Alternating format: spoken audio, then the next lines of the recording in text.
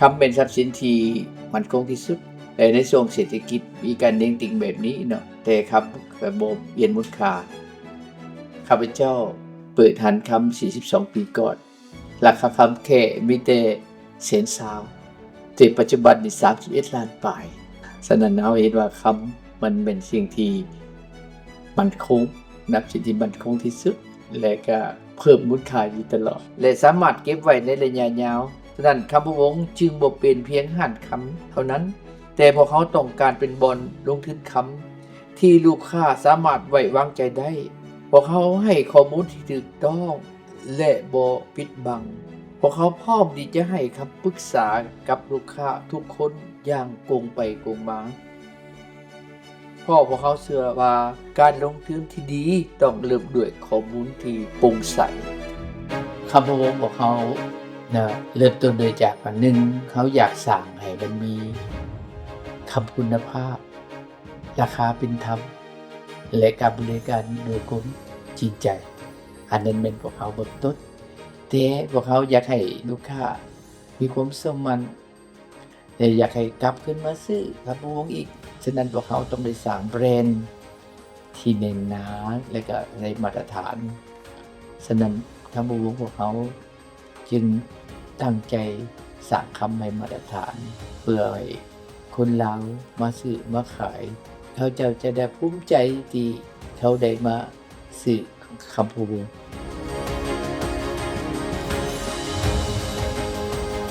คำว่าคำคุณภาพของคำพะวงนั้นมันบ่เพียงแต่แบบว่าคำบริสุทธิ์หรือลวดลายงามเท่านั้นมันต้องมีหลายขั้นตอนคือ 1การผลิตการตรวจสอบแขกคนมาพวกเขาจะบริการที่ดีพร้อมนั้นหลังจากการขายพวกเขาก็ยังมีการบริการที่ดีอีกเนาะอันนั้นแม่นคุณภาพของคำพะวงพวกเขาได้ลงทุน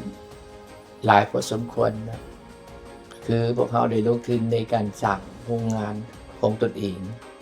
พร้อมนั้นเขาก็ต้องสร้างโรงแลบเพื่อตรวจสอบคุณภาพของคำตนเองที่สามารถกดคำได้แบบละเอียดและพวกเขากำลังก้าวไปสู่ในการรับรอง ISO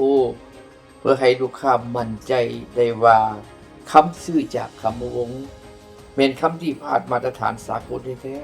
ๆนอกจากนี้พวกเขายังสุมใส่พัฒนาทีมงานให้เข้าใจทั้งการผลิตภัณฑ์และการบริการอย่างเป็นมืออาชีพเพราะข้าพเจ้าเชื่อว่าคุณภาพดีต้องเริ่มจากทุกๆคนในองค์กรของตัวเองก่อน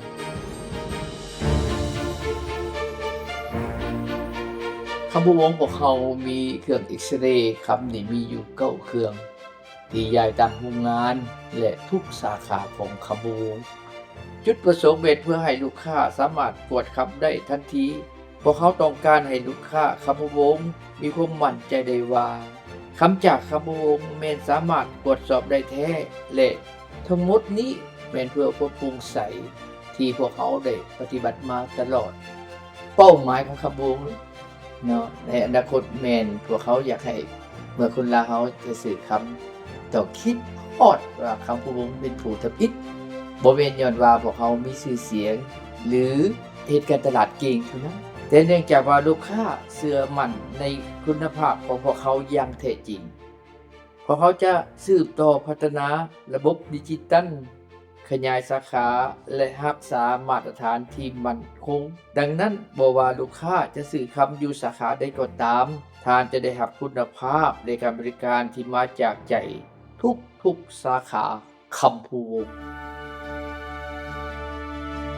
ข้าพเจ้าในนามประธานของคำพะวงข้าพเจ้าขอขอบใจลูกค้าที่ได้ไว้วางใจของคำพะวงมาตลอดเลยครับขอขอบใจพนักงานของคำพะวงที่ได้เอาใจใส่การบริการการผลิตเฮ็ดให้คำพะวงอยู่ได้ในทุกมื้อนี้ ฉะนั้นคำว่าคุณภาพบ่แม่นสิ่งที่สร้างขึ้นมาชั่วคราวแต่ต้องรักษาไว้ทุกๆมื้อและพวกเราทุกคนในทีมงานของคำวงเข้าใจดีข้าพเจ้าภูมิใจในทีมงานทุกคนที่เฮ็ดเวียกร่วมกันเพื่อสร้างมาตรฐานใหม่นี้พวกเขาบ่หยุดยั้งในการพัฒนาและข้าพเจ้าเชื่อมั่นว่าคนลาวเราก็สามารถสร้างแบรนด์ได้มาตรฐานระดับสากลเช่นเดียวกัน